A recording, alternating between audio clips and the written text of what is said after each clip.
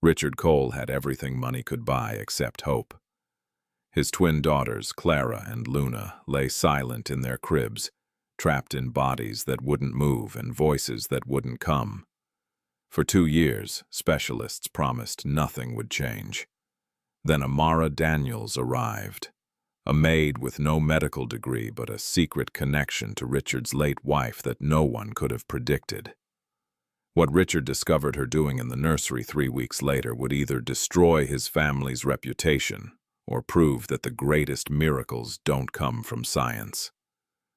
She knelt on the floor, whispered a promise to his daughters, and everything changed. Just before we get back to it, I'd love to know where you're watching from today, and if you're enjoying these stories, make sure you're subscribed. The mansion stood like a monument to everything money could buy and nothing it could fix. Richard Cole's estate sprawled across 15 acres of manicured lawns outside Boston, with marble fountains that sparkled in the afternoon sun and gardens that bloomed in perfect seasonal rotation. Inside, silence pressed against the walls like a living thing, broken only by the echo of footsteps on Italian tile and the distant hum of medical equipment. Richard sat in his study, staring at blueprints he wasn't really seeing. At 43, he looked older than his years, with gray threading through his dark hair and lines carved deep around his eyes. His late wife Elena smiled at him from a silver frame on his desk, frozen in a moment of joy he could barely remember feeling himself. She had died bringing their daughters into the world, and some days he wondered if God had taken the wrong parent. Clara and Luna, his twin daughters. 2 years old now, with Elena's delicate features and his own dark eyes. Eyes that looked but never seemed to see anything that mattered. Eyes that watched the world from bodies that wouldn't obey them. The doctors had explained it in careful, clinical terms. A rare neurological condition, they said, something that happened during development in the womb. The pathways between brain and body hadn't formed correctly. The girls couldn't walk, couldn't control their movements with any real purpose, and they couldn't speak. Not a word, not a sound beyond the occasional tuneless hum or whimper. Richard had thrown money at the problem like a man trying to fill an ocean with buckets. The best neurologists from Johns Hopkins, specialists from Switzerland, experimental therapies from research hospitals most people had never heard of. Nothing changed. The twins lay in their custom cribs, staring at ceilings, drooling slightly, their small bodies trapped in a prison no amount of wealth could unlock. He avoided going home most days. His office downtown became his refuge, and the charitable hospitals he funded became his penance. The Cole Foundation built pediatric wings and research centers, donated millions to children's medicine. People called him a hero. If they only knew the truth. Every ribbon he cut, every plaque with his name on it, felt like a monument to his failure. He could save 1,000 children, but not his own. Mrs. Patterson, the head housekeeper, knocked sharply on the study door. She was a severe woman in her 60s, all sharp angles and starched uniforms, who ran the household like a military operation. "Mr. Cole, the new girl is here for her first day." Richard glanced up. "New girl?" "The maid. The one the agency sent. Amara Daniels." Mrs. Patterson's tone carried a hint of disapproval. "She seems rather young, and soft if you ask me." He hadn't asked, but Mrs. Patterson had opinions about everything. "Fine. Show her what needs doing." "Of course, sir." She paused at the door. "Will you be dining at home this evening?" "No, I have a board meeting." It was a lie. He had nothing scheduled. But the thought of sitting in that enormous dining room, listening to the silence interrupted only by the sound of his own cutlery, made his chest tight.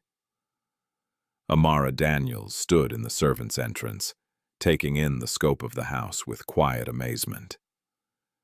At 29, she had cleaned plenty of homes, but nothing like this. This wasn't a house. It was a palace. Chandeliers dripped crystal light over everything, and the furniture looked like it belonged in a museum. Mrs. Patterson appeared, clipboard in hand, already looking skeptical. "You're the new girl?" "Yes, ma'am. Amara Daniels." "Well, Miss Daniels, we maintain very high standards here. Mr. Cole expects perfection. You'll be responsible for the East Wing, the main corridors, and the children's areas." Amara nodded, trying to absorb it all. "The children?" "Mr. Cole's twin daughters. They're disabled. Various nurses and therapists handle their care. You're only responsible for keeping their spaces clean. Don't touch the medical equipment, and don't interfere with the specialists." Something in Mrs. Patterson's tone struck Amara as odd, cold almost, like the children were problems to be managed, rather than people to be loved. "How old are they?" 2 years. They don't walk, don't talk. Very sad situation." Mrs. Patterson said it like she was describing broken furniture. "This way." They walked through corridors that seemed to stretch forever, past rooms Amara glimpsed through open doors. A library with floor-to-ceiling books, a music room with a grand piano gathering dust, a sitting room that looked like nobody had ever sat in it. Everything beautiful, everything empty. The nursery was in the East Wing, behind double doors painted soft cream. When Mrs. Patterson pushed them open, Amara's breath caught. 2 cribs stood side by side near tall windows overlooking the gardens. The afternoon light painted everything gold. Between the cribs, medical monitors blinked quietly. A changing table, a rocking chair, shelves full of toys that looked untouched. And in the cribs, 2 small figures lay on their backs, staring upward. "That's Clara on the left, Luna on the right," Mrs. Patterson said. "Their nurse will be back shortly. Just clean around them. They don't notice much anyway." Amara barely heard her. She moved closer to the cribs, her heart doing something strange in her chest. The twins were beautiful. Absolutely beautiful. They had dark curls spread across their pillows, skin like porcelain, and eyes that seemed enormous in their small faces. Clara's gaze drifted toward the window. Luna hummed tunelessly, her tiny fingers twitching against the blanket. Without thinking, Amara knelt beside Luna's crib, bringing herself to eye level.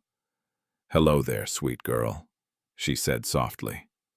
Luna's humming stopped. Her eyes slowly tracked toward Amara's voice.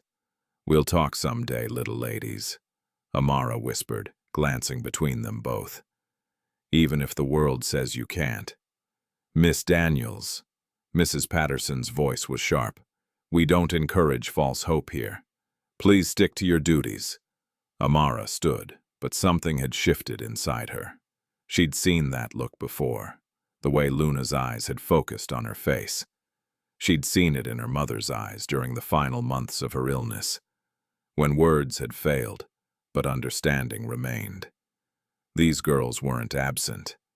They were trapped. Over the next few days, Amara learned the rhythms of the house. She learned that Mr. Cole left before dawn and returned after dark, that the nurses and therapists came and went on strict schedules, performing exercises on the twins with clinical efficiency but little warmth, that the rest of the staff avoided the nursery unless absolutely necessary. She learned that Mr. Cole's wife had died the day the twins were born, that before her death, Elena Cole had been a pianist and a painter, vibrant and full of life. Now her memory haunted the halls like perfume that wouldn't fade. Amara started humming while she worked. Not consciously at first, just old songs her mother had sung to her. Gospel tunes and lullabies, melodies that felt like comfort in physical form. She hummed, while mopping the hallway outside the nursery, while dusting the bookshelves in the twins' playroom, while folding their tiny clothes. And she noticed things. The way Clara's fingers would tap against the crib railing when she hummed. The way Luna's breathing would sync with the rhythm. Small things. Easy to miss if you weren't paying attention. One afternoon, she was in the playroom reorganizing toys when she started humming again. The same melody she'd been unconsciously repeating for days. Behind her, she heard a sound. A soft clap. She turned. Luna was in her adaptive chair, her small hands pressed together. Once. Twice. Not random spasms. It matched the beat of Amara's humming. Then Clara blinked. Not a regular blink. Two deliberate blinks, one after another, her eyes locked on Amara's face. Amara's heart hammered. She moved closer, keeping her movements slow and calm. "Can you do that again, sweetheart? Can you clap for me?" She hummed 2 beats. Luna's hands came together twice. "Oh my God," Amara breathed. Her hands shook as she pulled out her phone and started recording. She hummed again, and again the twins responded. Clara with her blinking, Luna with her clapping. Coordinated. Intentional. "What are you doing?" Amara jumped. The lead nurse, Ms. Carson, stood in the doorway with her arms crossed. She was a woman in her 50s who wore authority like armor. They were responding to. "You were interfering." Ms. Carson crossed the room and took Luna's chair, wheeling it away. "You're here to clean, Miss Daniels, not to play therapist. These children have very specific care plans developed by actual medical professionals." But they were responding. "Look, I have it on video. Spasms, coincidental movements. I've been a pediatric nurse for 25 years. I know the difference between communication and involuntary reflexes." Ms. Carson's tone left no room for argument. "If I catch you disrupting their routine again, I'll report you to Mr. Cole." Amara's face burned. "Yes, ma'am." That evening, she was gathering her things to leave when Mr. Cole appeared in the corridor. She'd seen him in passing, but this was the first time they'd really been in the same space. He looked exhausted, his expensive suit rumpled, his tie loosened. "Miss Daniels." She stopped. "Yes, sir." "Ms. Carson tells me you've been overstepping your duties." The words hit like a slap. "Sir, I apologize, but I think my daughters are being cared for by trained specialists." He cut her off, his voice flat. "Your job is to clean, not to develop theories, not to interfere with their therapy, and certainly not to give me false hope about conditions that will never change. Is that clear?" Amara's throat tightened. She wanted to argue, to show him the video, to make him see what she'd seen. But the look in his eyes stopped her. It wasn't anger. It was something worse. Defeat. The look of a man who'd already given up. "Yes, sir. Crystal clear." "Good. This is not a charity house.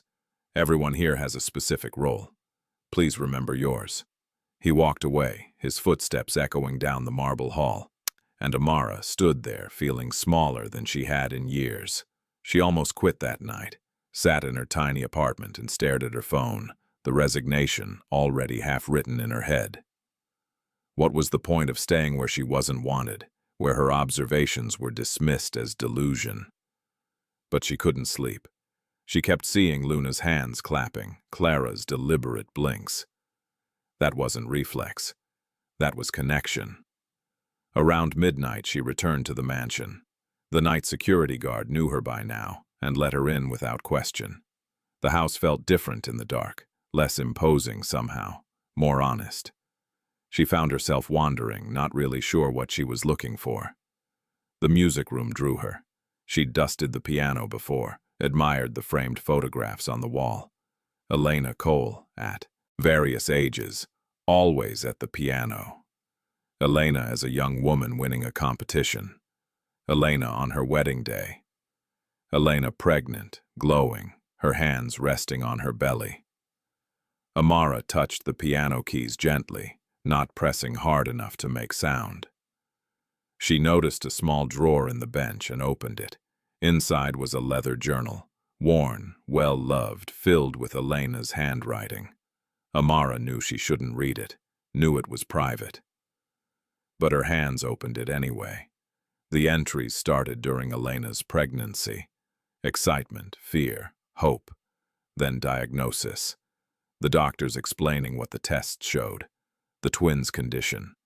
Elena's desperation to find ways to help them. And then, on a page marked with a dried flower, drawings, simple sketches of hands forming shapes. Next to each one, labels in Elena's graceful script. I love you. Hungry. Sleep. Mama. Sign language. Amara's heart stopped. She flipped through more pages. Elena had been teaching herself American Sign Language, planning to teach her daughters, planning to give them a voice even if they couldn't speak. The last entry was dated 2 days before Elena's death. If they can't form words with their mouths, we'll form them with our hands. My beautiful girls will talk to me. I know they will. I'll start the day they come home. But Elena never came home, and her plan died with her. Amara closed the journal carefully, resting it against her chest. She sat in that dark music room for a long time, feeling Elena's presence like a whisper. The woman who'd carried these babies, who'd refused to give up on them, who'd seen them as whole people even before they were born. When dawn started breaking through the windows, Amara made her decision. She stood, placed the journal back in the bench, and walked to the nursery where the twins still slept. I'll finish what your mama started, she whispered, looking at their peaceful faces. I promise you that, whether your daddy wants me to or not. The decision changed everything, though on the surface, nothing looked different. Amara still arrived each morning at 7, still wore her plain uniform, still carried her cleaning supplies through the mansion's endless corridors. But now she moved with purpose that went beyond dusting and mopping. She'd spent the night after finding Elena's journal researching. Her laptop glowed in her small apartment until 3 in the morning while she watched video after video about American Sign Language, about alternative communication methods for children with neurological conditions, about the connection between rhythm, music, and brain development. Her own mother had taught her some of this before she died, before Amara had to drop out of nursing school to become a full-time caregiver, learning to communicate with someone whose stroke had stolen her words. She understood trapped minds. She understood the desperation of wanting to connect. Now, during the quiet moments when the nurses took breaks and the therapists worked in other parts of the house, Amara began. Simple signs, basic concepts. She'd clean the windows in the nursery, and while the sunlight streamed in, she'd sign sun with her hand, the ASL gesture of spreading fingers from a fist. She'd do it over and over, speaking the word aloud simultaneously. Sun, she'd say, showing them the sign, then pointing to the window. Sun. At first, the twins just stared, but Amara was patient. She'd learned patience in the long months watching her mother struggle to communicate, celebrating the smallest victories. A squeeze of the hand, a purposeful blink, understanding existing even when expression failed. She signed music before humming. Mama, when she found photographs of Elena. Safe, when she held them during their scheduled repositioning. The nurses would give her odd looks, but they were too busy with their charts and procedures to really pay attention to what the maid was doing. 10 days into her secret lessons, something shifted. Amara was signing music before beginning her familiar hum, and Clara's hand twitched. Not a spasm. A movement that tried to copy the gesture. Her fingers attempted to spread, to form the sign, even though her muscles wouldn't fully cooperate. Amara's breath caught. Yes, she whispered. Yes, sweet girl. Music. Can you try again? She made the sign slowly. Clara's hand trembled and tried to mirror it. Luna's eyes tracked the movement with intense focus. They were learning. But not everyone was blind to what was happening. Mr. Hawthorne, the butler, was a man who'd worked for the Cole family for 15 years. He prided himself on knowing everything that occurred under this roof, and he didn't like mysteries, especially mysteries involving the help. He'd noticed the maid spending longer than necessary in the nursery, noticed her making strange hand movements, noticed the way she'd hold those children differently than the nurses did, with something that looked almost like love. It made him suspicious. In his experience, people didn't do things out of the goodness of their hearts. Everyone had an angle. And this Amara Daniels, with her soft voice and patient ways, must be working some angle. Perhaps hoping to endear herself to Mr. Cole, to work her way into his grieving heart and his substantial bank account. He began keeping notes, times, dates, observations, building a case to present to Mr. Cole when the moment was right. The thunderstorm came on a Tuesday evening. Amara had worked late, helping prepare for a charity event the following week.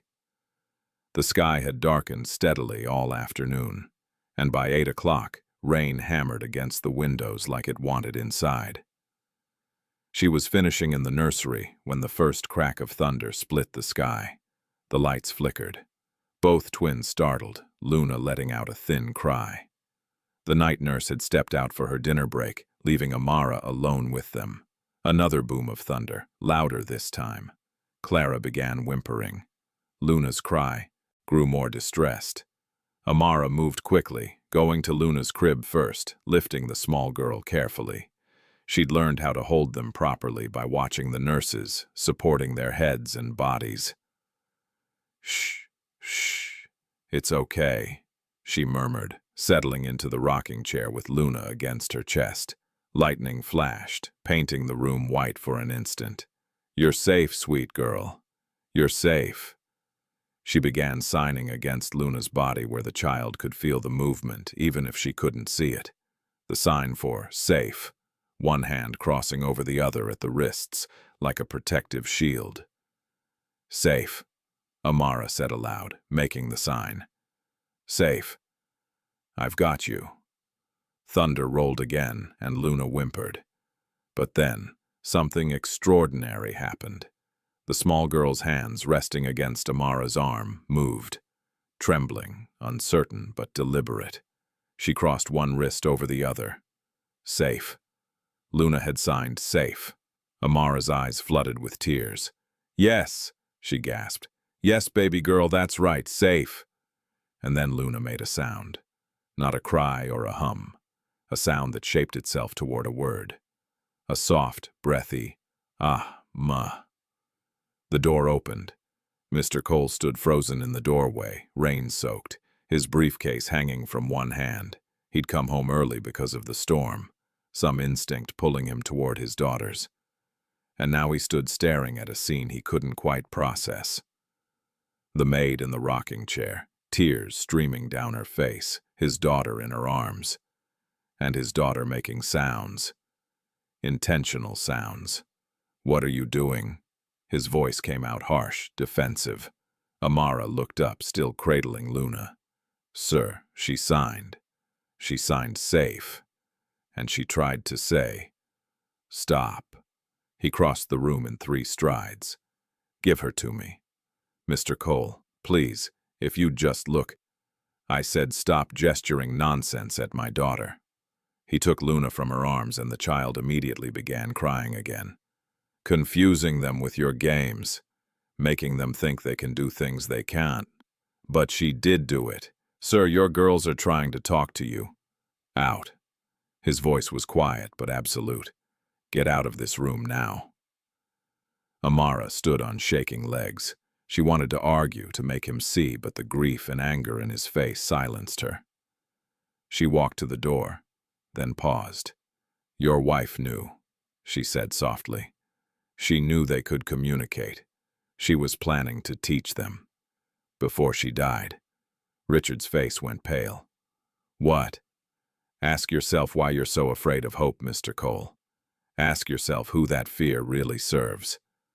She left before he could respond. The next morning, Dr. Harrison made his monthly visit. He was the neurologist who'd been following the twins' case since birth, a kind man in his 60s who'd delivered more bad news than good in his career. He performed his standard examinations, checking reflexes, responses, muscle tone.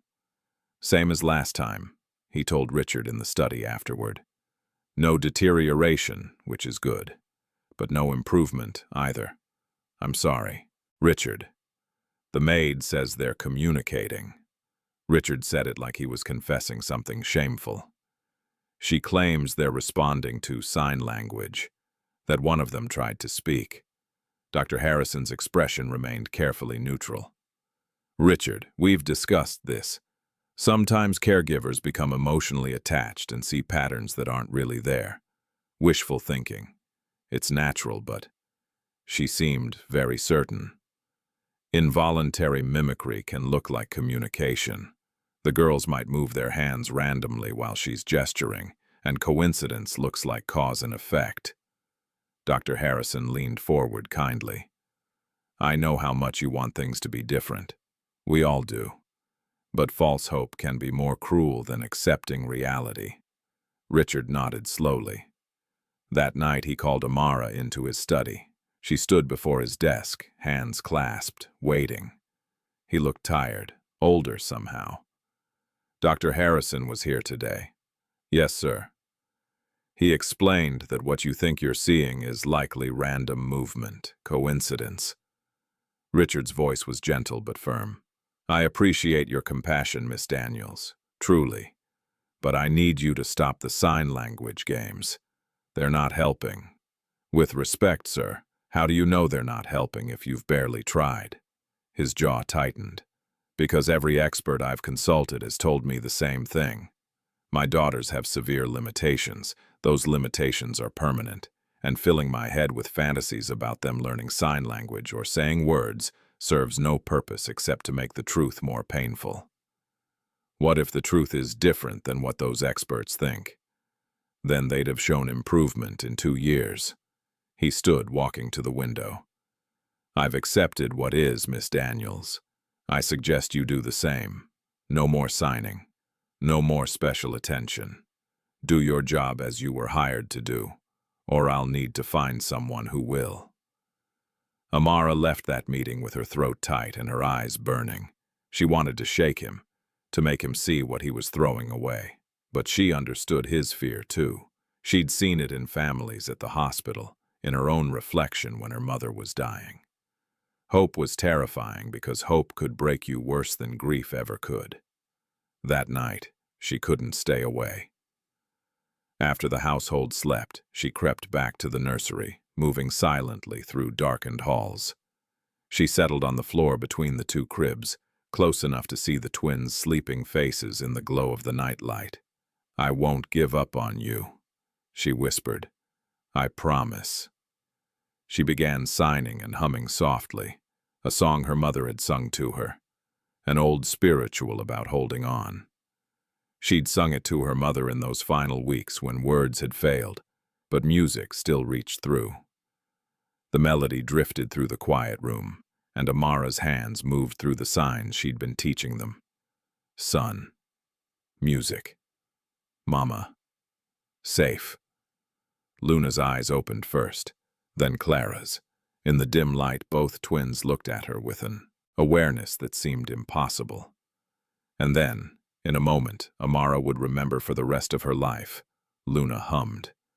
Not her usual tuneless sound. She hummed the melody Amara was singing, the exact tune, the exact rhythm. Amara's hands stilled. Oh my God, she breathed. Clara's mouth opened and a sound emerged, thin, shaky, but shaped. Ha. Say it again, Amara whispered, moving closer. Please, sweetheart, try again. Ma.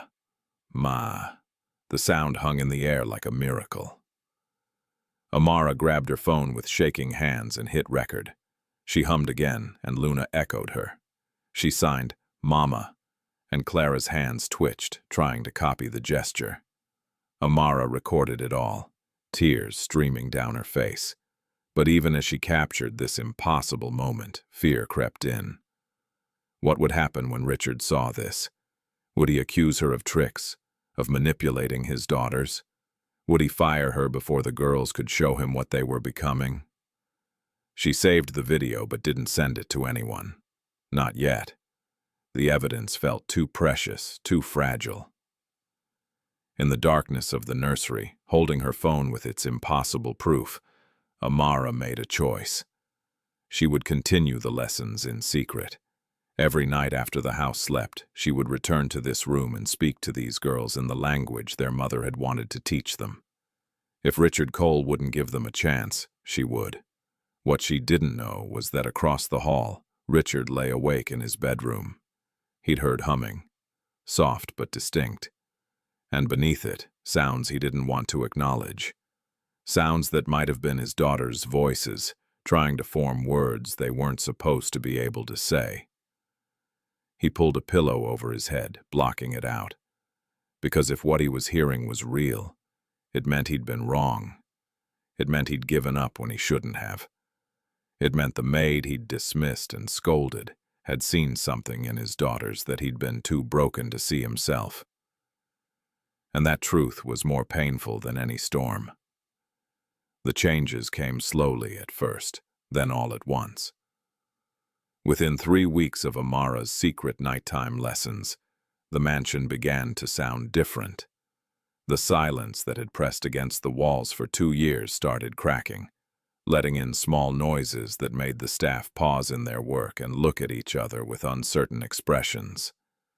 Laughter, dry and raspy, like wind through old leaves, but unmistakably laughter. It happened first on a Tuesday morning. One of the day nurses was changing Clara's position when she dropped a rubber toy. It bounced twice, making a silly squeaking sound, and Clara's mouth opened. The laugh that came out was brief and broken, but real. The nurse stood frozen, the toy forgotten in her hand. By that afternoon, word had spread through the household. The twins were making sounds, not just random humming anymore, but responses. When music played on the therapy room's speaker, Luna would clap her hands together, off rhythm, but purposeful.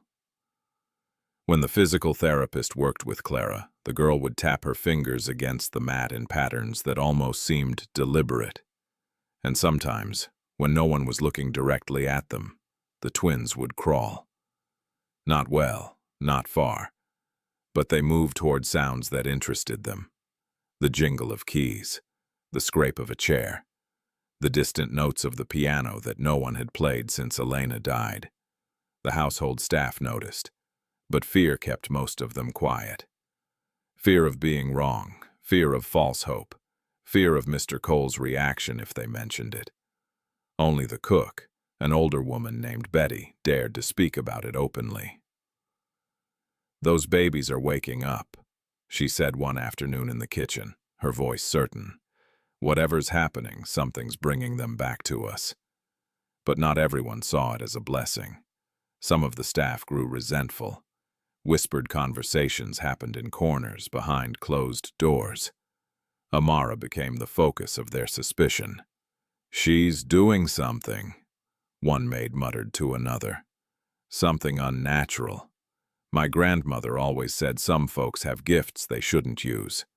Maybe she's after the money," someone else suggested. "Playing the long game. Make herself seem special, get the boss to notice her."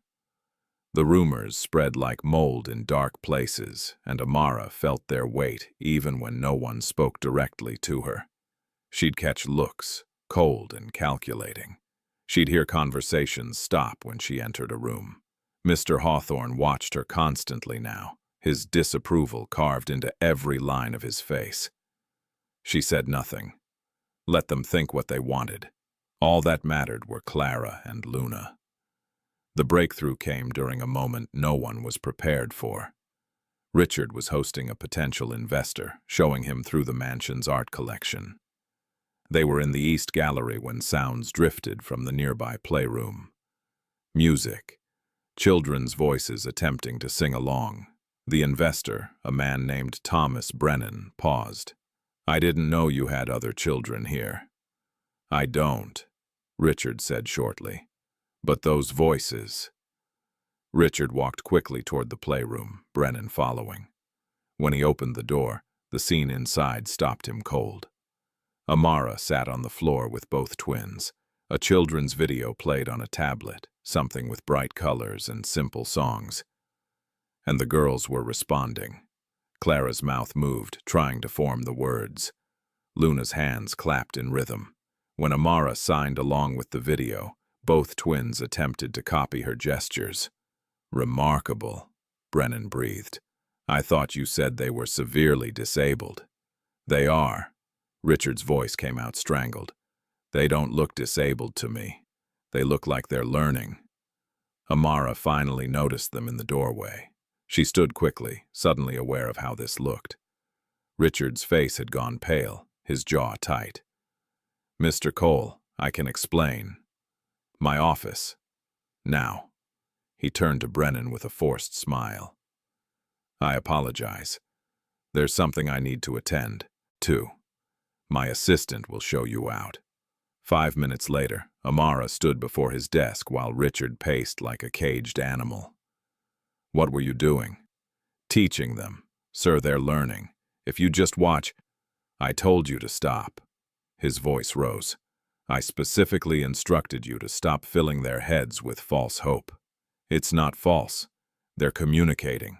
They're laughing. Clara crawled yesterday, actually crawled toward the sound of music.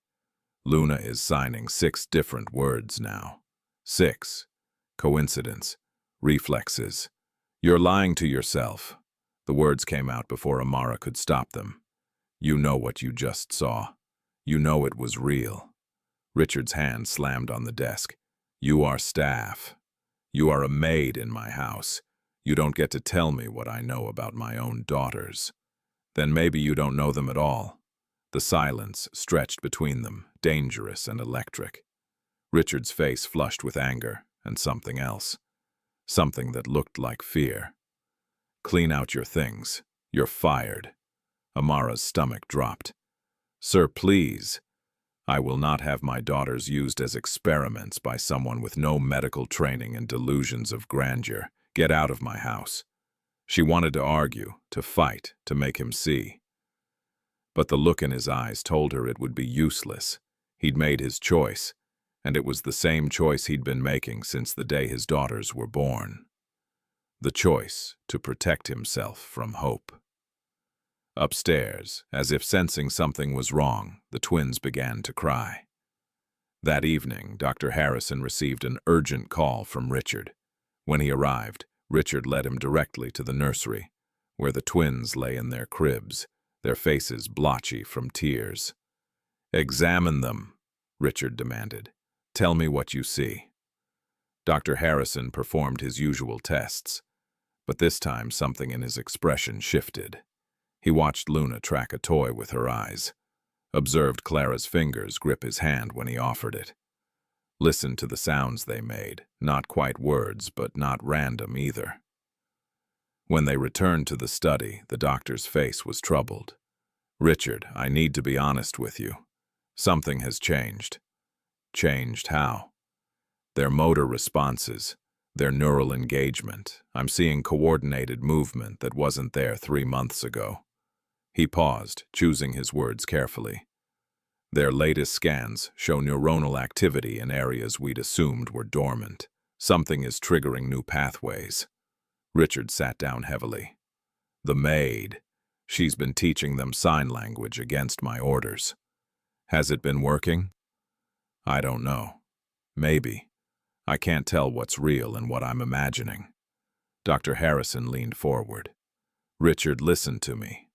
Whether it's the sign language or something else, if there's a trigger for neural development, we need to identify and continue it. This kind of rewiring, especially at their age, it's not impossible, but it's extremely rare. If someone has found a way to reach them, she's a maid. She has no credentials. Neither did the parents who first developed music therapy for autism. Neither did the mother who invented refrigerator blankets for premature babies. The doctor's voice was gentle but firm. Sometimes the best medicine isn't what we learn in medical school. It's what we learn from paying attention. After Dr. Harrison left, Richard climbed the stairs to the nursery.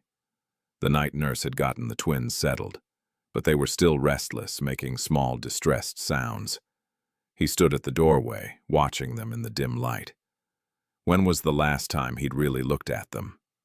Not at their limitations, not at what they represented about his failures, but at them, his daughters. Clara with Elena's nose, Luna with his own stubborn chin. Two complete people trapped in bodies that didn't work right until recently. Until Amara. He moved closer to the cribs. Clara's eyes found him immediately, and something in her expression broke his heart. Awareness. Recognition. This was his daughter knowing her father, seeing him, even if she couldn't say his name. He tried to remember what Amara had been doing. The hand movements. Sign language. His hands felt clumsy and stupid as he attempted to form the gesture he'd seen. He didn't even know what it meant. But Luna's eyes widened. Her small hands came up, trembling, trying to copy his movement. And then a sound emerged from her throat. Da. Da. Richard's knees nearly gave out. He grabbed the edge of the crib to steady himself. What did you say? Da, da. Clearer this time. Definitely a word. Definitely intentional. Clara's mouth opened. Da. Da. The sound they made was imperfect and strained, but it was language. It was his children calling for him. He'd been so busy protecting himself from disappointment that he'd almost missed the miracle happening right in front of him. Richard picked up his phone with shaking hands and dialed. It rang 4 times before Amara answered, her voice wary. Hello? Where are you? Mr. Cole, I'm packing. You fired me. Don't pack, come back. The words tumbled out. Please, they just said da. I don't know what I'm supposed to do. I don't know how to help them, but you do. Please come back. Silence on the other end. Then quietly, I'll be there in 20 minutes. When Amara arrived, Richard was still in the nursery, sitting on the floor between the cribs. She'd never seen him like this. Vulnerable. Lost. Show me, he said simply. Show me everything you've been doing. The next morning, Richard called an emergency meeting with his board of directors. 8 men and 2 women sat around the polished conference table in the downtown office, all wearing expressions of mild concern. Richard rarely called emergency meetings, and when he did, they usually involved millions of dollars. Philip Garrett, the board chairman, spoke first. Richard, what's this about? Your assistant said it was urgent. I need to address some rumors before they become problems. Richard stood at the head of the table, feeling like he was about to jump off a cliff. You may have heard stories about my daughters, about improvements in their condition. We've heard whispers, admitted Janet Palmer, the CFO. Something about a miracle maid? The phrase made Richard wince. Her name is Amara Daniels. She's been working with my daughters using alternative communication methods. Sign language, music therapy, emotional engagement. The results have been remarkable. How remarkable? Philip asked carefully. They're talking, or beginning to. They're moving purposefully. They're engaging with the world in ways the doctors said would never be possible. The board members exchanged glances. Philip cleared his throat. Richard, that's wonderful news, truly. But I'm not sure why this requires an emergency meeting. Because people are talking. And when people talk about me, they talk about the company. Cole Medical Technologies is built on credibility, on cutting-edge science and proven results. And now the story is that my disabled daughters are being healed by a domestic worker with no medical degree while our company's specialists stood by helplessly. The realization spread across their faces. Janet spoke first. It makes us look incompetent. Worse, said Marcus Webb, head of PR. It makes us look like frauds. If a maid can achieve what our neurologist couldn't, what does that say about the medical technology we're selling to hospitals worldwide? It says maybe we've been approaching disability all wrong, Richard countered. Maybe there's value in methods we've dismissed. Philip's expression hardened. Richard, I understand you're emotionally invested. These are your children. But you have to think about the optics. Our investors, our partners, they need to believe in our scientific approach. This story undermines everything we stand for. My daughter's lives are not about optics, but your company is. Philip leaned forward. We have a quarterly earnings call in 3 days. Our stock price is already volatile. If this story spreads, if people start questioning our expertise, we could lose millions, possibly billions. Marcus pulled out his tablet, showing headlines from gossip sites and local news. It's already starting. Look, Billionaire's miracle babies. Maid succeeds where million-dollar medicine failed. Love cures what science couldn't. Every one of these makes Cole Medical look like a joke. So what are you suggesting? Richard asked, though he already knew. Distance yourself from the narrative, Janet said.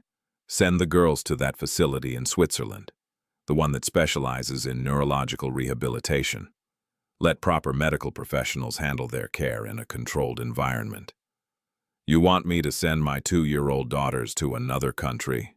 We're suggesting, Philip said carefully, that you protect both your family and your company by ensuring your daughters receive the best possible care in a setting that can be properly documented and studied, away from gossip and media speculation. Richard looked around the table at these people he'd worked with for years. They weren't cruel. They were practical. They saw a problem and wanted to fix it the way they fixed everything, with money, strategy, and control. I'll think about it, he said finally. But when he returned home that afternoon and heard his daughter's laughter floating down the stairs, he knew what his answer would be. The board could think whatever they wanted. He'd spent 2 years letting other people tell him what was best for Clara and Luna. He was done with that. He found Amara in the playroom, both girls on the floor with her.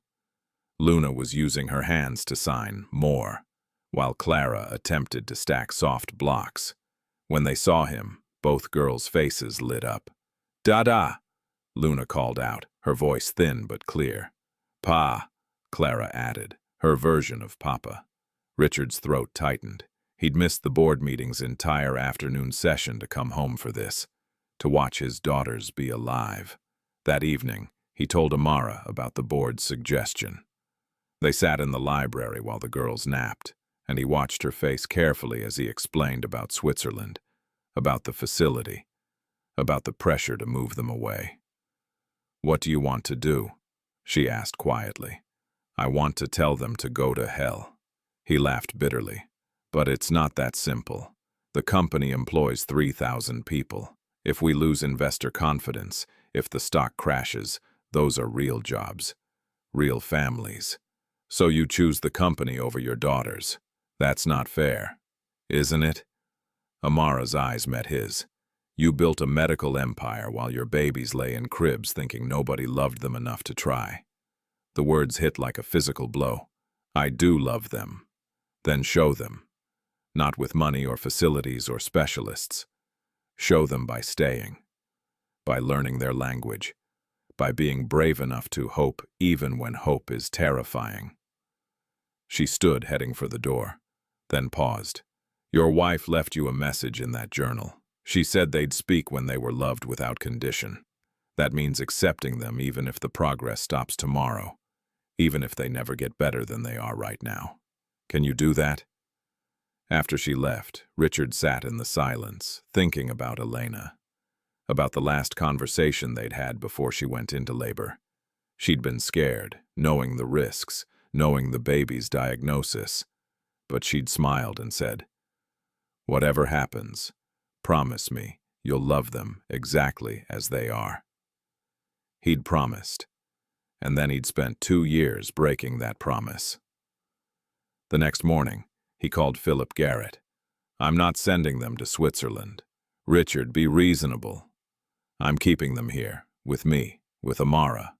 Whatever happens to the stock price happens, but I'm not running anymore. You're making a mistake. Maybe, but it's my mistake to make." He hung up before Philip could argue further. Then he went upstairs, asked Amara to teach him the signs she'd been using, and spent the rest of the morning on the floor with his daughters, learning how to say, "I love you," with his hands. But that afternoon, everything changed. A nurse came running down the stairs, her face pale with panic. "Mr. Cole, it's Luna. She's having a seizure." The ambulance arrived within minutes. Richard rode with Luna while Amara stayed with Clara, both of them watching the emergency vehicle disappear down the long driveway with lights flashing. At the hospital, doctors swarmed. Tests were ordered, scans completed. Finally, Dr. Harrison emerged with news. The seizure was caused by overstimulation. Her brain is rewiring itself rapidly, creating new pathways, but the process is putting enormous stress on her nervous system. It's like trying to rebuild a bridge while traffic is still crossing it. Will she be okay? We've stabilized her. But Richard, you need to consider slowing down the therapy. The progress she's making is remarkable, but it's also dangerous. Her brain needs time to adjust. Back home, Amara sat in the nursery with Clara while Luna spent the night under observation. She felt like she'd caused this, pushed too hard, wanted too much. And now one of these precious girls was paying the price. When Richard returned near midnight, he found her there, crying silently. "This is my fault," she whispered. "I should have been more careful." "No," he sat beside her. "This is what trying looks like. Sometimes it's messy, sometimes it's scary. But it's better than giving up." "Is it? If something happens to her, then we'll face it. Together." He took her hand, the gesture surprising them both. "Dr. Harrison says the therapy should continue, just more slowly. You didn't hurt her, Amara. You woke her up, and sometimes waking up is painful." They sat together in the dim nursery, hands clasped, until dawn broke through the windows and Luna came home, sleeping peacefully in her father's arms. The crisis had passed, but it had changed something between Richard and Amara. A line had been crossed. They weren't employer and employee anymore. They were two people fighting for the same cause, bound together by hope and fear in equal measure. The board's pressure continued, but Richard stopped taking their calls. His daughters had said their first words. They'd taken their first crawling steps. They'd laughed and cried and responded to love in ways that proved they'd been there all along, just waiting for someone to listen. And if the world wanted to call it a miracle, let them. Richard had finally learned that some miracles didn't come from medicine or money. Some came from a woman brave enough to kneel on the floor and promise two forgotten girls that they would talk someday. That promise was being kept. One sign, one sound, one breakthrough at a time. The video appeared online at 7 in the morning on a Thursday. Richard was drinking coffee in the kitchen when his phone started buzzing with notifications. Then it didn't stop. Calls, texts, emails, all flooding in at once. Betty the cook looked up from the stove, concerned. "Mr. Cole, everything all right?" He stared at his screen, watching a video he didn't remember anyone taking. It showed the nursery 2 days ago, Amara kneeling on the floor between both twins, Luna reaching toward her with trembling hands, Clara's mouth forming sounds, and then, clear as bells, both girls saying it together. "Ma, Ma." The video cut to them falling into Amara's arms, her tears visible on camera, their small voices repeating the word.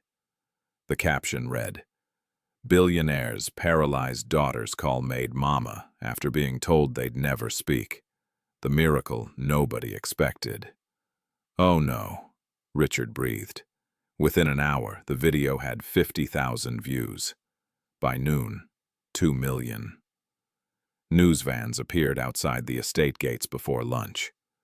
Richard's phone became useless, overwhelmed by the sheer volume of calls. His assistant called from the downtown office in a panic. "Sir, we're being flooded with media requests. CNN wants an interview. Good Morning America. The Today Show.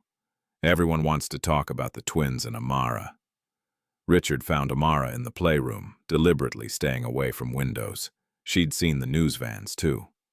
The girls played on the floor between them, oblivious to the chaos their progress had created. "Did you know someone was filming?" he asked. "No, I never wanted this. Any of this." Her voice was tight. "They're not miracles for people to gawk at. They're children." "I know." He sat beside her, watching Clara stack blocks while Luna signed "more" repeatedly.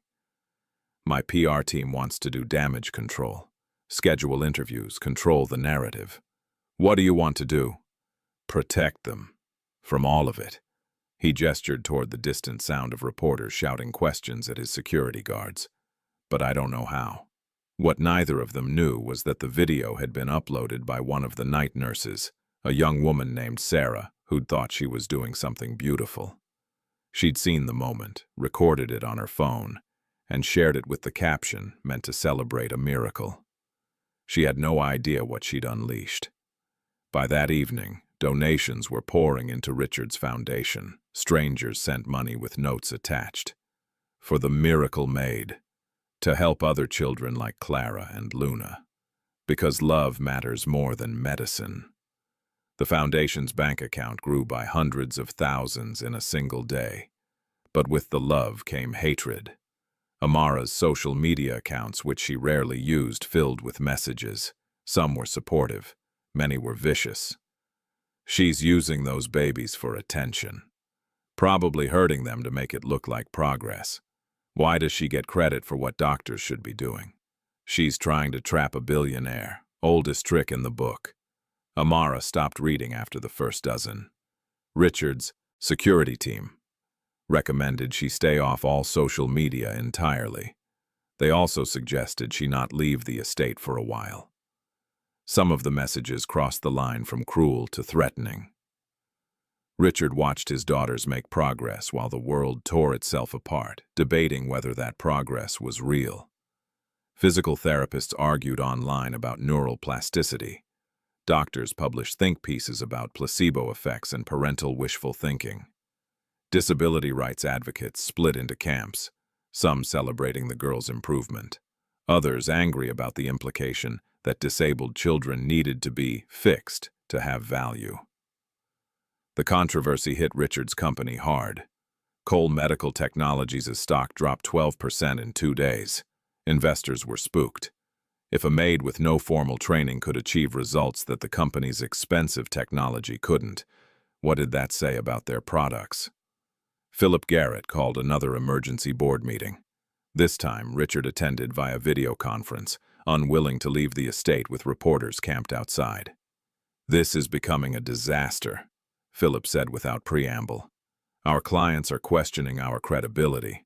3 hospitals have postponed equipment orders pending further evaluation." "People are donating to the foundation," Richard countered. "Hundreds of thousands of dollars in 48 hours. "Blood money," snapped Marcus Webb. "They're donating because they think your maid performed a miracle. That makes our science look irrelevant. Do you understand what that does to our market position?" Janet Palmer's voice was gentler, but no less serious. "Richard, the board has been discussing options. We think the best course of action is for you to step down temporarily as CEO. Let someone else manage the company while you deal with your family situation." "You're forcing me out." "We're protecting the company," Philip corrected, "and honestly, protecting you too. Right now, you're the story. Widower billionaire, disabled daughters, miracle maid. It's too much emotion. Business requires clearer thinking." Richard looked at the faces on his screen. These people had been his colleagues for years. Some he'd considered friends. Now they looked at him like he was a liability to be managed. "I'll consider it," he said, and ended the call. That night he found Amara in the library. She sat by the window, a book unopened in her lap, staring out at the lights of the news vans in the distance. "They want me to step down from the company," he said, pouring himself a drink he didn't really want. "Will you?" "I don't know. Everything I've built is falling apart because my daughters learned to say mama." He laughed bitterly. "How insane is that?" "Not insane. Just proof that people value the wrong things." She finally looked at him. "Your company sells equipment. But what Clara and Luna needed wasn't equipment. It was attention, patience, love. And that doesn't come with a price tag, so it makes people uncomfortable. "You sound like Elena." The words came out before he could stop them.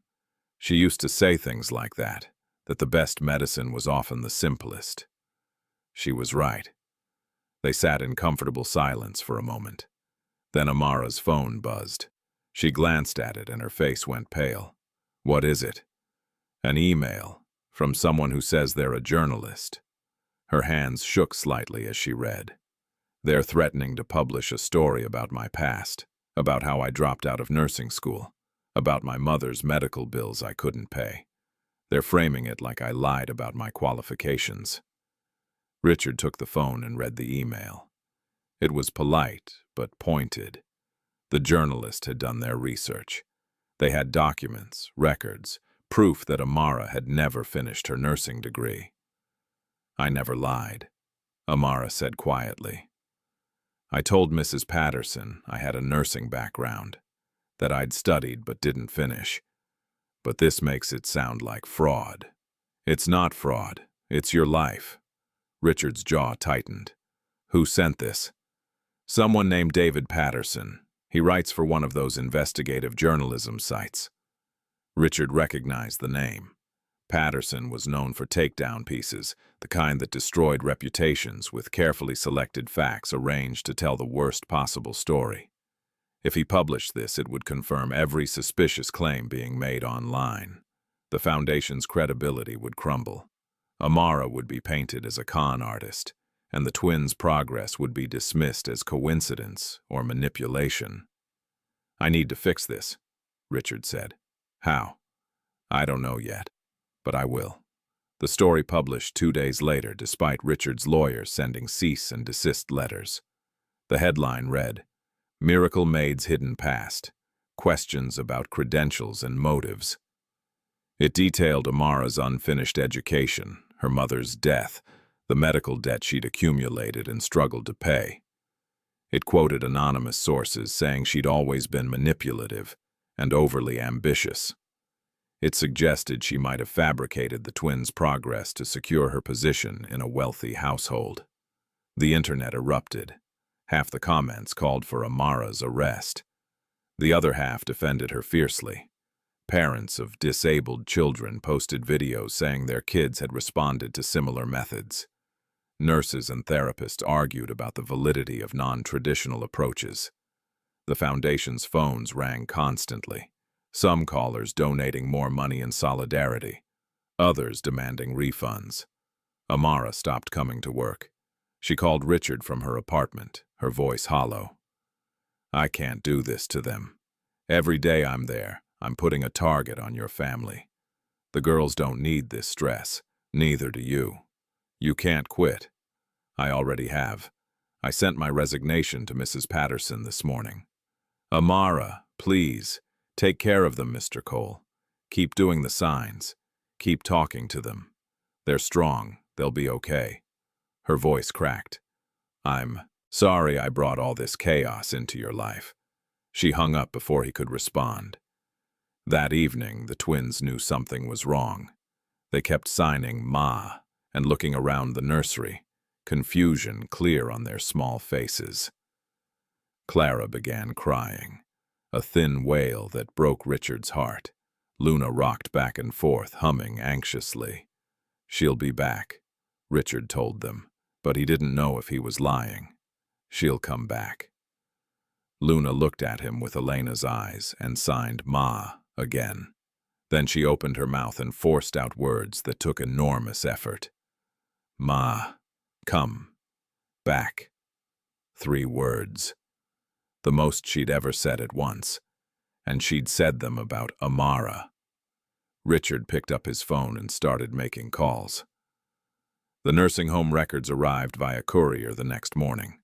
Richard had called in favors, pushed his lawyers to work through the night, demanded access to files that had been archived for years. Now he sat in his study, reading through the documents that would change everything. Margaret Wilson, Amara's mother. She'd worked at Shady Brook Nursing Home from 2020 to 2023. And according to the employment records, one of her regular patients had been Elena Cole. Richard's hands trembled as he flipped through the pages. Care logs showed Margaret had been assigned to Elena during her final weeks. The two women had spent hours together. Margaret had been the one holding Elena's hand when she made her final care decisions. Had been there for the conversations about the babies, about their diagnosis, about Elena's desperate hope that they could still have full lives. A photograph slipped from between the pages. It showed Elena in a wheelchair, Margaret standing beside her. Both women were smiling. On Elena's lap was a book about sign language. Richard's chest tightened. This wasn't coincidence. The connection had been there all along, buried in files he'd never thought to look at. Amara's mother had been with his wife, had probably heard all of Elena's plans for the twins. And when Margaret was gone, her daughter had carried those plans forward. He found Amara's number and called. It rang 6 times before she answered. "Mr. Cole, I told you. Your mother was with Elena." Silence on the other end. Then quietly, "Yes. Why didn't you tell me?" "Because it would sound like I planned this, like I sought you out deliberately." Her voice was thick with emotion. "I didn't. When the agency sent me to your house, I had no idea it was you. No idea those were Elena's daughters. I hadn't even known your last name. My mother only ever called her Elena." "How much did your mother tell you?" "Everything. About the diagnosis, about how Elena researched every possible way to help them, about the sign language she was learning." Amara took a shaky breath. "My mother died 2 weeks after your wife did. The last thing she made me promise was that if I ever met children who needed Elena's methods, I'd use them. She said Elena's dream shouldn't die just because she did." Richard closed his eyes. 2 women, both gone too soon, both trying to help children they'd never get to see grow up. And their daughters had found each other by accident, or fate, or whatever you wanted to call it. "I'm coming to get you," he said. "Mr. Cole, Richard, call me Richard, and you're coming back. Not as a maid, as their caretaker, as family. Whatever this is, we're in it together now. The media will destroy us both. Let them try." He hung up and made another call, this time to his PR team. "Schedule a press conference for tomorrow morning. I'm making a statement." The press conference took place in front of the mansion at 10 a.m. Dozens of reporters crowded behind police barriers, cameras ready. Questions shouted over each other. Richard stood at a podium, refusing to look nervous even though his heart hammered against his ribs. "I'm going to tell you a story," he began, and the crowd quieted. "About 2 women who never met but were connected by love. About my late wife Elena, who spent her final days learning sign language because she believed her daughters deserved a voice. And about Margaret Wilson, the caretaker who held Elena's hand and learned those same signs alongside her." He explained it all. The nursing home connection. How Margaret had passed Elena's knowledge to her daughter. How Amara had walked into his house without knowing the connection existed, but had fulfilled both women's wishes anyway. The journalist who questioned Amara's credentials was right about one thing. Richard continued. "She's not a licensed nurse. She's something better. She's the continuation of a promise made by 2 dying women. She's proof that love doesn't end with death. It just finds new hands to hold." He pulled out the photograph of Elena and Margaret. Cameras clicked furiously as he held it up. "You want to call it a miracle? Fine. But the miracle isn't that my daughters are learning to communicate. The miracle is that Amara was brave enough to try when everyone else had given up.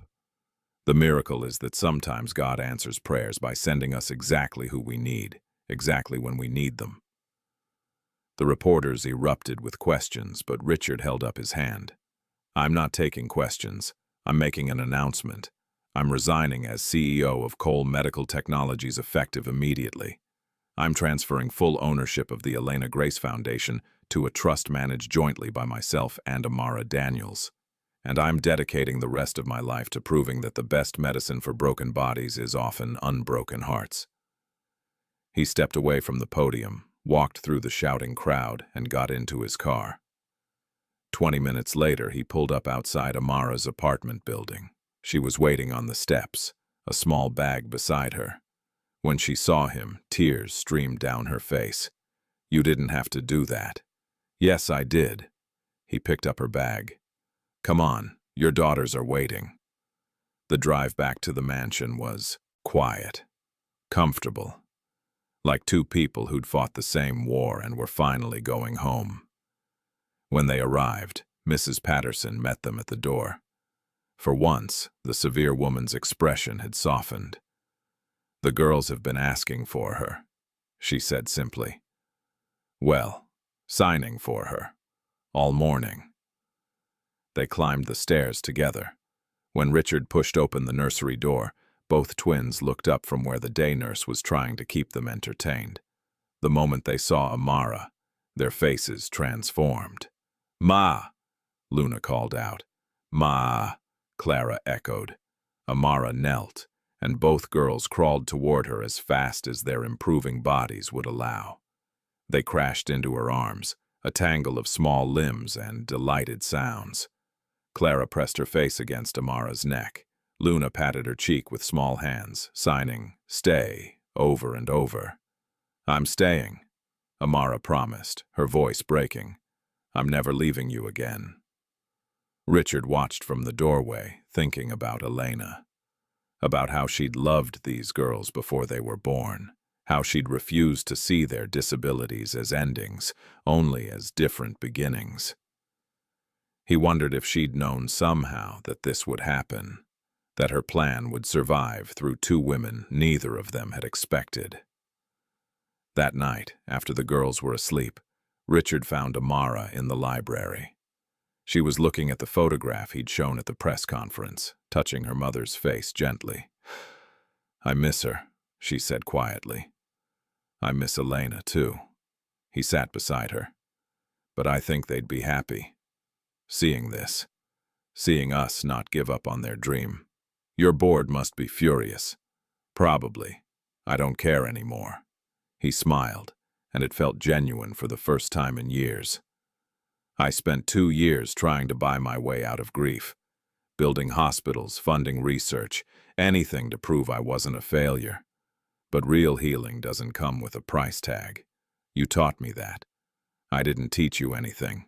Your daughters did." "No." He turned to face her. "You taught me how to listen, how to hope.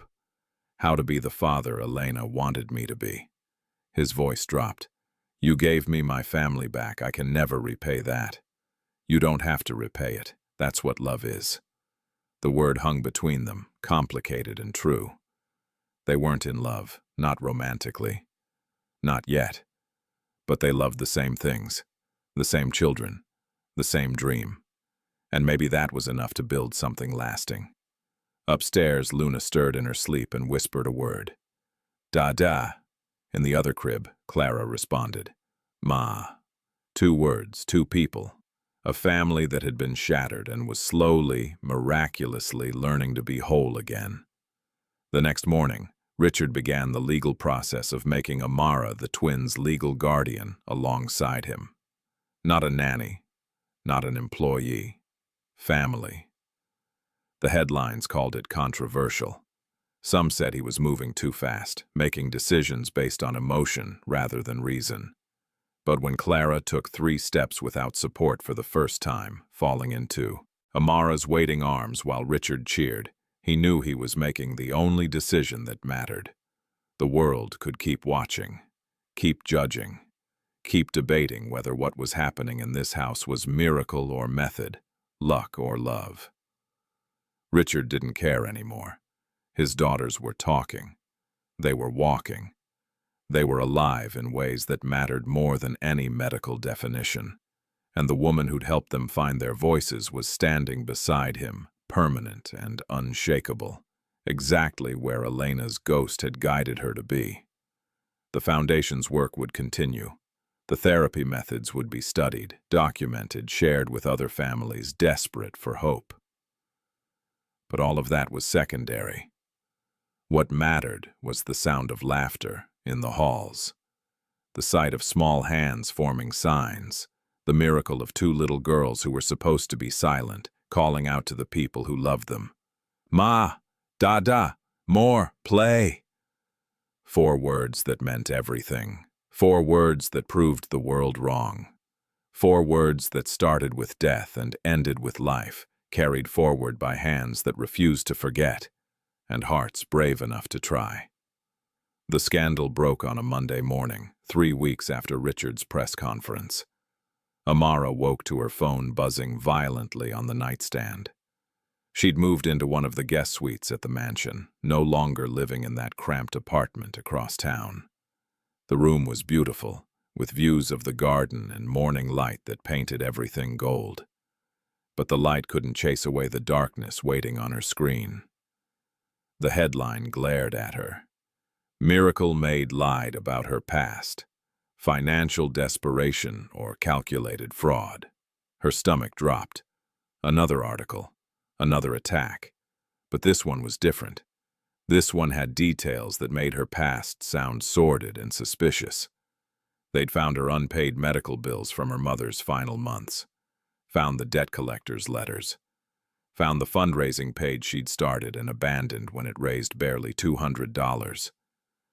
The article painted a picture of a desperate woman drowning in debt who'd latched onto a wealthy family's tragedy for her own gain. It quoted sources close to the family, saying Amara had always been calculating, had deliberately sought out the Cole household, had fabricated the twins' progress to secure her position. Every word was poison wrapped in truth. Yes, she'd had debt. Yes, she'd been desperate. But the rest was lies twisted around those facts until they looked like something ugly. By breakfast, the story had spread everywhere. Richard found her in the kitchen, staring at her untouched coffee while Betty the cook watched with concerned eyes. "You saw it," he said. It wasn't a question. Everyone's seen it. Amara's voice was hollow. "The foundation's website is down. Too much traffic, apparently. People demanding answers." Richard's jaw clenched. "My lawyers are already drafting a response. It won't matter. They've decided who I am. A liar who preys on sick children." She looked up at him, her eyes red. "Maybe you should distance yourself. Say I deceived you too. Protect the girls and the foundation." "Absolutely not." "Richard?" "No." He sat beside her, his voice fierce. "I know who you are. I've watched you with Clara and Luna. I've seen you cry when they made progress and panic when they had setbacks. You don't fake that kind of love. The sponsors don't know that. They're already pulling funding." It was true. By noon, 3 major donors had withdrawn their support from the Elena Grace Foundation. The board, what remained of it after Richard's resignation, called an emergency meeting.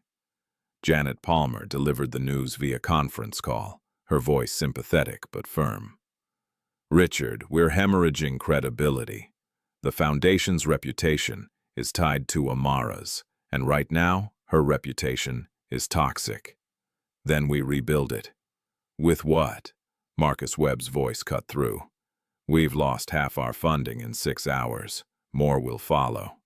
The therapy centers we plan to open are on hold. The training programs are canceled.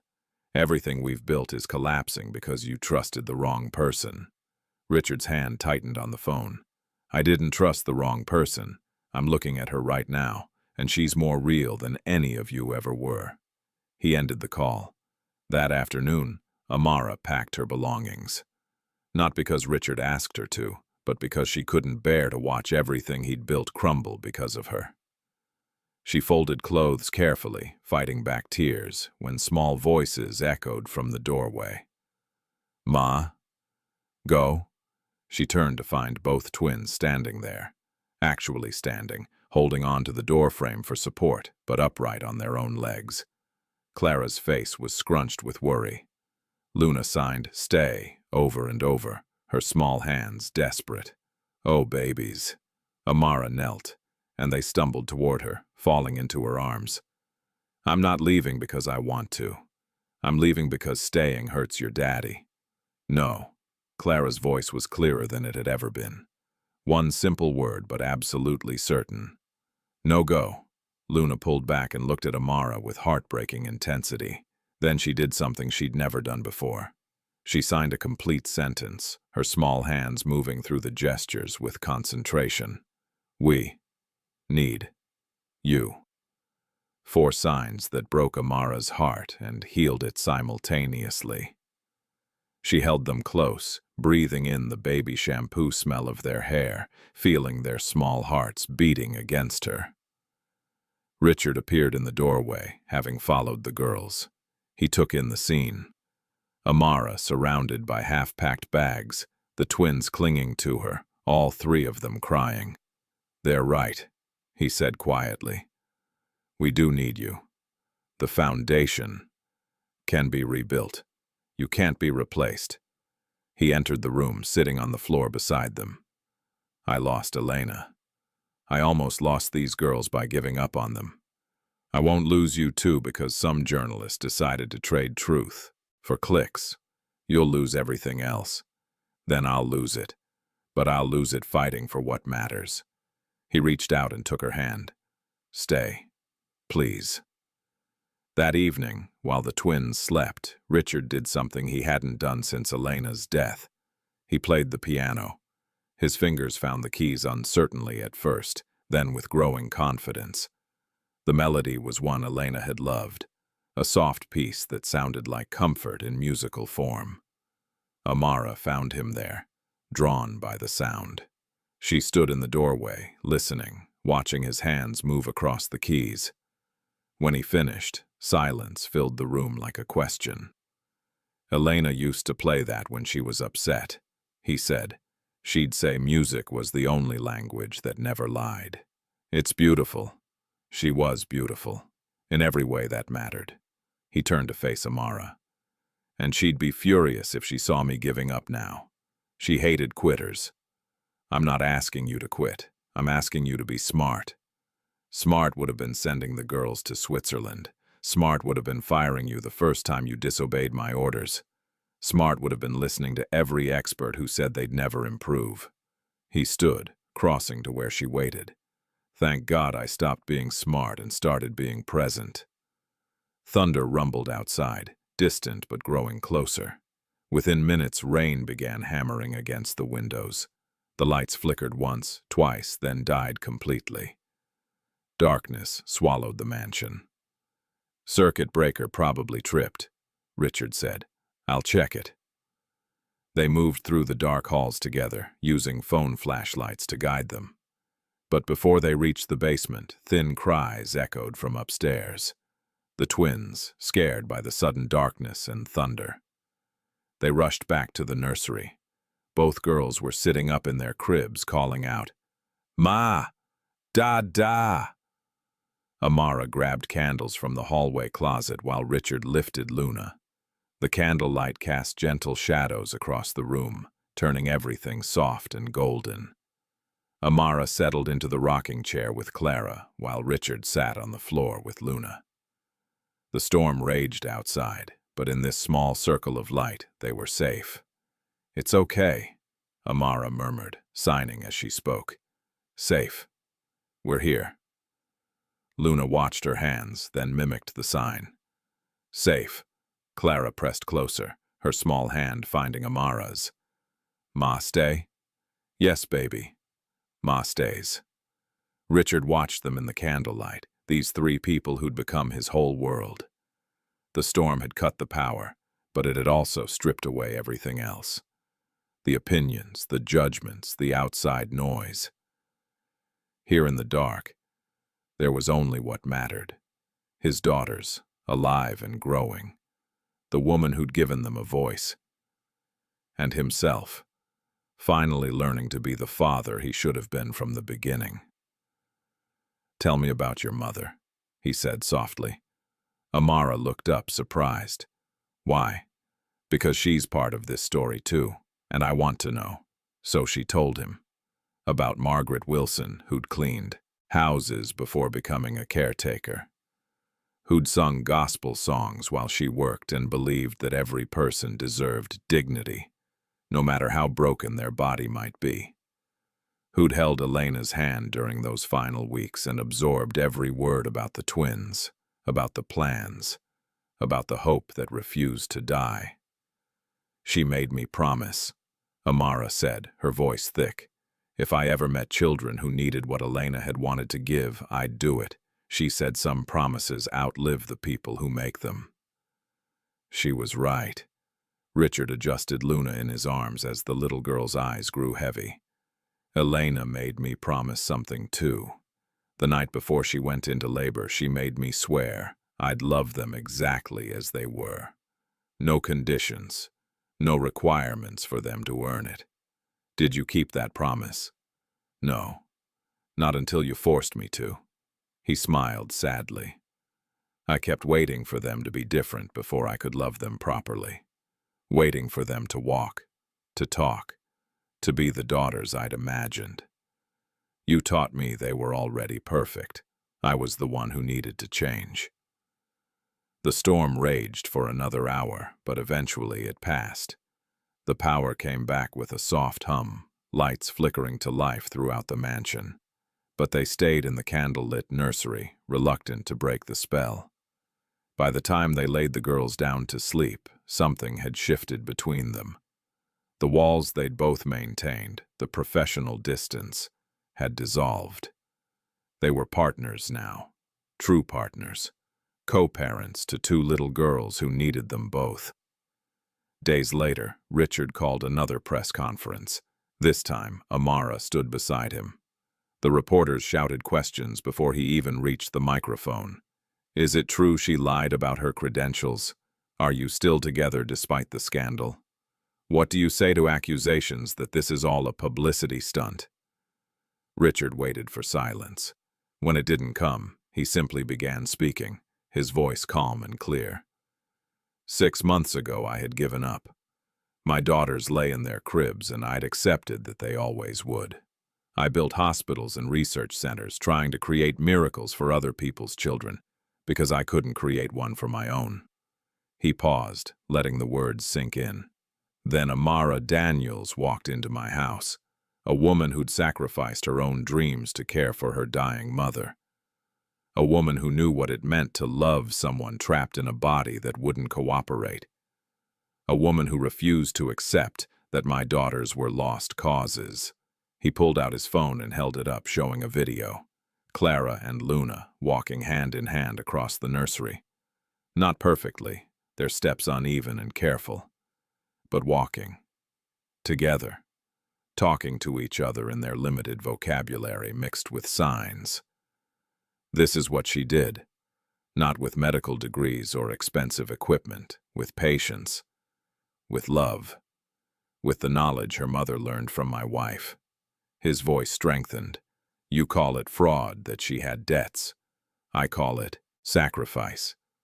You say she's unqualified. I say she's the most qualified person I've ever met, because she understands what those children need in a way no textbook could teach." Amara's throat tightened as he continued. "So yes, she's staying. Yes, we're running the foundation together, and yes, I trust her completely. Not because I'm blind, but because I finally opened my eyes." He looked directly at the cameras. "If you want to attack her, you'll have to go through me first. And I promise you, I'm done being silent." The questions exploded again, but Richard took Amara's hand and walked away. Behind them, cameras flashed and reporters shouted, but neither of them looked back. That night, Richard found an envelope on his desk. Old, yellowed with age, sealed with wax. Mrs. Patterson had found it in Elena's belongings, tucked away in a box marked, "For later." The housekeeper had given it to Richard without comment, but her eyes had been knowing. His hands shook as he opened it. Elena's handwriting filled the page, and as he read, tears blurred his vision. My darling Richard, if you're reading this, I'm gone. But our daughters are there. And I need you to listen to me one last time. They will speak when they are loved without condition, not when they meet your expectations, not when they prove themselves worthy. When they are simply, completely loved for exactly who they are. You're going to want to fix them, to change them, to make them what you think they should be. Don't. Just love them. And if you can't do it alone, find someone who can teach you. Someone who understands that broken doesn't mean worthless. Promise me, Richard. Promise you'll let them be themselves. And promise you'll forgive yourself for whatever you think you did wrong. Our daughters don't need your guilt. They need your presence. I love you. Always. Elena. Below her signature was a postscript. If they ever call another woman Mama, don't be sad. Be grateful. It means they're loved. Richard sat at his desk holding that letter and finally allowed himself to cry. Not the angry tears he'd shed at her funeral. Not the frustrated tears when the twins wouldn't improve. These were tears of release, of forgiveness, of understanding that Elena had seen this coming and had given him permission to heal. When he looked up, Amara stood in the doorway. She'd been crying, too. How long have you been there? Long enough. She entered the room sitting across from him. She knew. Somehow she knew. She always did. He handed her the letter. Read the end. When Amara reached the postscript, her hand covered her mouth. Oh, God. She gave us her blessing. Before any of this happened, she told me it was okay. Richard's smile was watery but genuine. We're not replacing her. We're continuing her. There's a difference. Richard, Amara's voice broke. I think I'm falling in love with this family, with those girls, with this life. And it terrifies me. Good. He reached across the desk, taking her hand. Because I'm falling too. And I don't want to fall alone. They sat like that, hands clasped across polished wood. Two broken people who'd found each other in the wreckage and were building something new from the pieces. Outside, the mansion that had been so quiet for so long hummed with life. Upstairs, two little girls slept peacefully, dreaming in a language that was finally, beautifully their own. 1 year later, the mansion looked completely different. What had been silent halls now echoed with children's laughter. What had been empty rooms now served as therapy spaces, filled with small chairs and colorful mats, and equipment designed for growing bodies learning to move. The Elena Grace Foundation had transformed Richard's home into a demonstration center. 3 days a week, families visited, parents of children with neurological conditions, therapists wanting to learn the methods, researchers studying the combination of emotional connection and structured therapy that had helped Clara and Luna. Amara stood in the main therapy room, leading a training session for 15 nurses who'd traveled from around the country. She wore professional clothes now, not a maid's uniform. Her hair was pulled back, and confidence had replaced the uncertainty that had once shadowed her movements. The key isn't forcing progress, she explained, demonstrating a sign with a young boy who'd been born with cerebral palsy. It's creating space for connection. If a child feels seen, truly seen, they'll try harder than any amount of therapy could push them. The nurses took notes. Some recorded video. One raised her hand with a question about music integration, and Amara answered easily, drawing on the knowledge she'd gained from a year of formal study. Richard had insisted she complete her nursing degree properly this time. She'd graduated 3 months ago, top of her class. Through the window, Richard watched her teach. He'd stepped back from most public-facing work, content to handle the foundation's business side while Amara became its heart. She was a natural teacher, patient and clear, turning complex concepts into simple truth. Betty appeared beside him with coffee. The cook had become something like family over the past year, watching the household transform with knowing approval. She's something special, that girl, Betty said. Yes, she is. You planning to make it official? Richard smiled. Soon. In the garden, Clara and Luna played under the supervision of their regular therapist. At 3.5 years old, they were small for their age but thriving. Clara could walk short distances without assistance, though she still used a walker for longer trips. Luna's speech had improved dramatically. She could string together 5 or 6 words at a time now, and her signs were clear and confident. They played a game of their own invention, part tag and part conversation. Clara would sign something, Luna would respond verbally, and they'd collapse into giggles. To a stranger, they might seem delayed compared to typical children their age. To anyone who'd known them a year ago, they were miracles walking. Dr. Harrison visited that afternoon for the twins' quarterly evaluation. The neurologist who'd once dismissed Amara's methods now called her quarterly for advice on other patients. He examined both girls thoroughly, tested their responses, measured their progress. Remarkable, he said afterward, meeting with Richard and Amara in the study. Their latest brain scans show continued neuronal development. The pathways are strengthening, not regressing. At this rate, Clara might not need the walker by age 5. And Luna's speech centers are activating in ways we've never seen in cases like hers. What changed your mind? Amara asked. About the methods, I mean. Dr. Harrison smiled ruefully. Watching them work when everything I'd learned said they shouldn't. Medical school teaches us about the body, but nobody teaches us about the power of being loved. That was my blind spot. He gathered his files. The paper we're publishing next month should help change some minds in the medical community. Your foundation's data is compelling. After he left, Richard and Amara stood at the window, watching the girls play. They stood close, not quite touching, but the space between them hummed with possibilities. I have something for you, Richard said suddenly. He led her to the music room, where the piano sat in afternoon light. On its surface lay a small velvet box. Amara's breath caught.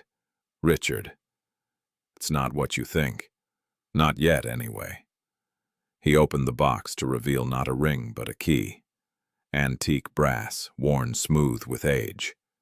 This was Elena's, to her mother's house in Vermont, a little cottage on a lake. She always said she'd take the girls there someday, teach them to swim and pick berries and just be children. It's beautiful. It's yours. Ours.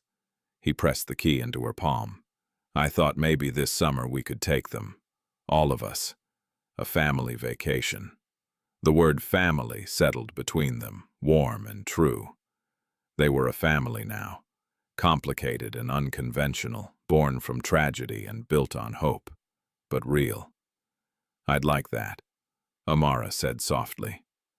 That evening, they hosted a charity gala at the mansion. 500 guests filled the grounds, dressed in elegant clothes, drinking champagne under string lights.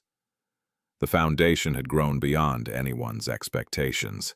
They'd opened 3 satellite centers in other cities, trained over 200 therapists, helped more than 50 families see improvement in their children. But the heart of everything remained here, in this house, with 2 little girls who'd been written off as hopeless. As dinner concluded, Richard took the microphone. The crowd quieted, sensing something important. Thank you all for being here tonight, for supporting the Elena Grace Foundation, for believing that every child deserves a chance. He paused, finding Amara in the crowd. A year ago, I stood at another podium and told you about 2 women who changed everything. My wife Elena and Amara's mother Margaret. Women who saw potential where others saw only limitation. Amara moved through the crowd toward him, sensing he needed her beside him. Tonight, I want to introduce you to the real miracles. Richard gestured toward the house. Clara, Luna, come out here, please. The crowd murmured with anticipation. Most had only seen pictures, heard stories. Now the double doors opened and 2 little girls emerged, holding hands. Clara wore a red dress, Luna wore blue. They walked carefully down the steps. their gait uneven but determined, their faces bright with excitement. The crowd erupted in applause. Some people were crying. These children, these impossible children who weren't supposed to walk or talk or laugh, were standing in front of 500 people without fear. Richard knelt, bringing himself to their level. Amara did the same. The girls looked at each other, some silent communication passing between them. Then Luna stepped forward and took the microphone her father offered. Her voice came out high and clear, the words careful, but confident. "Hi, I'm Luna. This is Clara. We want to say thank you." More applause, but Luna held up her hand, a gesture she'd learned from watching Amara teach. The crowd quieted. Lots of people said we couldn't talk, couldn't walk, couldn't be like other kids. She glanced at Amara for reassurance, got an encouraging nod, and continued. But Ma said we could. And Dada believed her. And now we can. Clara stepped forward, signing as she spoke, her voice quieter but just as clear. "Love is the best medicine. That's what Ma always says." She's right. Together they signed and spoke their final sentence. "Thank you for helping other kids like us." The applause was deafening. Richard pulled both girls into his arms, holding them close. Amara wrapped her arms around all three of them, and cameras flashed, capturing the moment. Later, after the guests had left and the girls were asleep, Richard and Amara sat on the mansion steps, looking at the stars. The same steps where they'd stood that first morning after the storm, when everything had seemed impossible.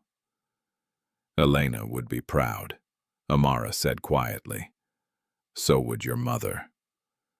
Richard took her hand, lacing their fingers together. "I've been thinking about that key, about Vermont, about taking the girls there this summer. We already talked about that. I know, but I've been thinking about something else too." He turned to face her fully. "About what it would mean to make this official, not the foundation. Us." Amara's heart hammered. "Richard, I'm not asking you to marry me. Not tonight, not yet. But I'm telling you that I want to. That I love you. That somewhere between you teaching my daughters to sign and me learning to listen, I fell completely in love with you." His thumb traced circles on her hand. "You don't have to answer now. I just needed you to know." Tears slipped down Amara's cheeks. "I love you too. I think I have for a while. But I was scared. Scared you only saw me as their caretaker. Scared I was reading too much into." He kissed her, soft and certain, tasting of champagne and promises. When they pulled apart, both were crying and laughing simultaneously. "So we're doing this?" she asked. "We're already doing it. We're just making it official." He stood, pulling her to her feet. "Come on, I want to show you something." He led her to the nursery, where both girls slept peacefully. Moonlight painted their faces silver, made them look like angels. Richard opened the drawer of the changing table and pulled out a small leather journal. Elena's journal. "I found this again last week. Reread it." He turned to a page marked with a ribbon. "Listen to this entry. I had a dream last night. I was watching the girls playing in a garden, and they were calling for someone, not me, another woman. She was laughing with them, teaching them something with her hands, and I felt so happy, so peaceful, because I knew they would be loved. Even if I couldn't be there, they would be loved." She dated this entry 2 weeks before she died. Amara's hand covered her mouth.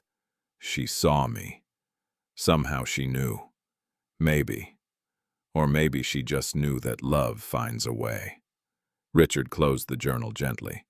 "Either way, I think she'd approve. Of you. Of us.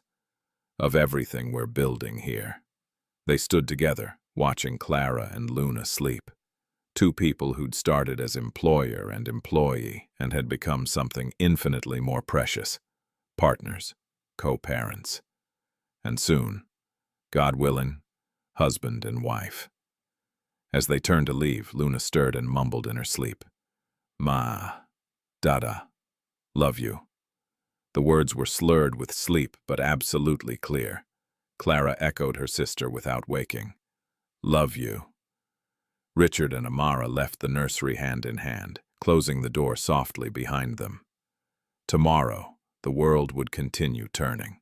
The foundation would continue growing. More families would come seeking hope. More children would find their voices. But tonight, in this mansion that had once echoed with silence, a family slept peacefully. Two little girls who'd been told they'd never speak had thanked 500 people in their own words. A father who'd almost given up had learned to hope again. And a woman who'd walked through these doors as a maid had become the mother these children desperately needed. The miracle wasn't that Clara and Luna had learned to walk and talk. The miracle was that they'd always been whole, waiting for someone to see them clearly. The miracle was that love, in its purest form, could heal wounds that medicine never touched. The miracle was that sometimes, in the darkest moments, God sends exactly who you need. Not who you expect, not who makes sense, but who your heart has been waiting for all along. And in a house that had once held only grief, that miracle was remembered every single day in laughter, in small hands forming signs, in voices that weren't supposed to exist, saying the most important words of all. I love you. I love you too. We're family. The end of silence. The beginning of everything. If the people who loved you most had given up on your voice, would you still find the strength to speak? Hit that like button if this story moved you, and subscribe for more stories that prove love can heal what medicine cannot reach.